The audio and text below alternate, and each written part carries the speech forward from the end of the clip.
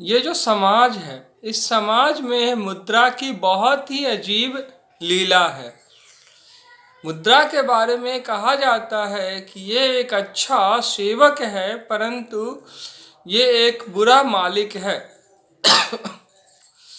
आज मैं इसी से संबंधित कुछ दिलचस्प बातें आप लोगों के समक्ष बताने जा रहा हूं।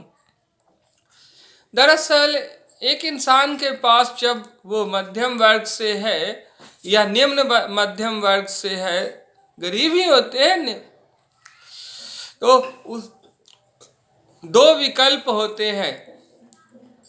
पहला, तो वो गलत रास्ते पे चला जाए। दूसरा, वो मेहनत और ईमानदारी से पढ़ाई करके जिंदगी में ऊंचाइयों को छुए।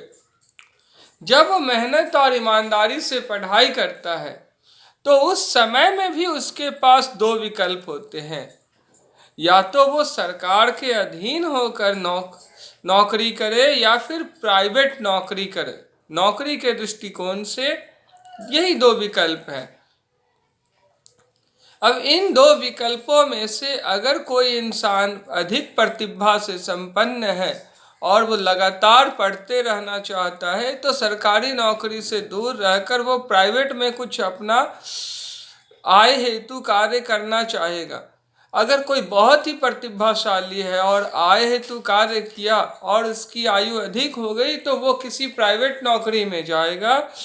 तो ऐसे बहुत सारे प्रतिभाशाली व्यक्ति जो प्राइवेट नौकरी में होते हैं, वो ज़्यादातर निम्न स्तर पे ही रखे जाते हैं और उच्च स्तर पे उसी परिवार के सदस्य लोग होते हैं। किसी भी बिजनेस में अगर उसका भाई है तो उसको डायरेक्टर बना दिया जाता है। अगर वो अगर किसी मालिक का, किसी स्कूल का मालिक है, अगर उसका भाई है तो वो डायरेक्टर हो गया, उसकी पत्नी है तो वो प्रिंसिपल हो गई, चाहे योग्यता हो या न हो। और जितने भी प्रतिभाशाली लोग हैं वो शिक्षक के रूप में कार्य करते हैं और वो खुद तो है ही सर्वे सर्वा। कितनी दिलचस्प बात है। अब उस पद के नाते वो हमेशा टॉर्चर करते रहते हैं, दंडित करते रहते हैं। अक्सर आप देखिएगा कि पढ़ा लिखा इंसान को उनका मन चाहा क्षेत्र नहीं मिलता है। जो फाइनेंस डिपार्टमेंट के होते हैं उनको पर्सनल डिपार्टमेंट मिल जाते हैं, पर्सनल डिपार्टमेंट वाले को मार्केटिंग डिपार्टमेंट दिया जाता है, और जो डायरेक्टर होता है वो इन सभी के टच में रहता है, चाहे उसमें योग्यता हो या ना हो। और वो डायरेक्टर जो पर्सनल डिपार्टमेंट में है और उसे मार्केटिंग का अगर आइडिया है, मान लीजिए, तो उससे मार्केटिंग की बहुत सारी बातें सीख लेता है।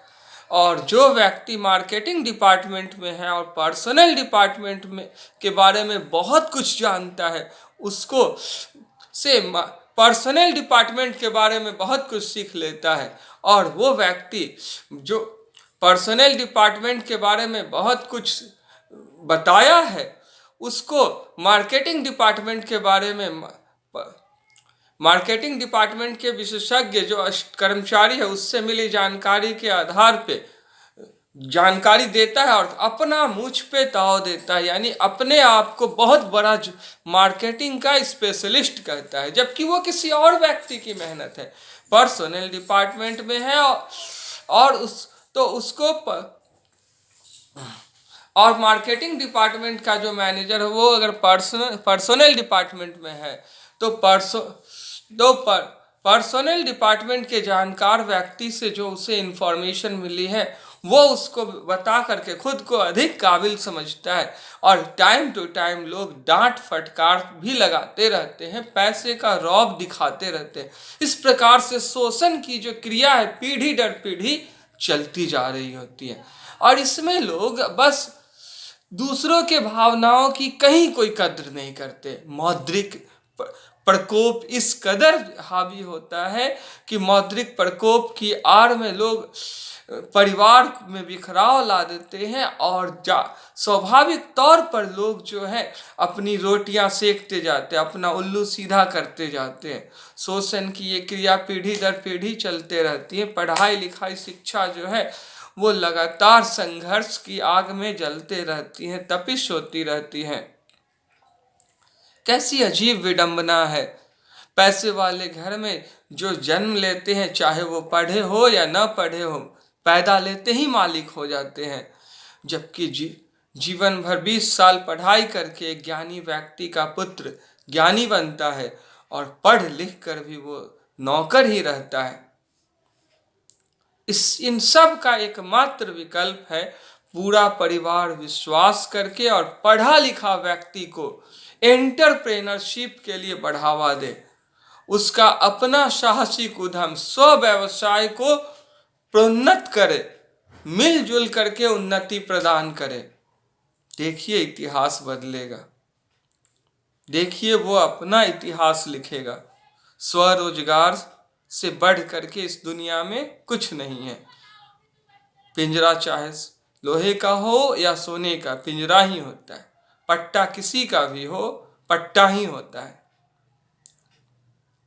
लोग फूट डालो राज करो की नीति अपनाते ही रहेंगे। मुद्रा की ध्वनि अगर मालिक है तो भर्त्सना देती ही रहेगी।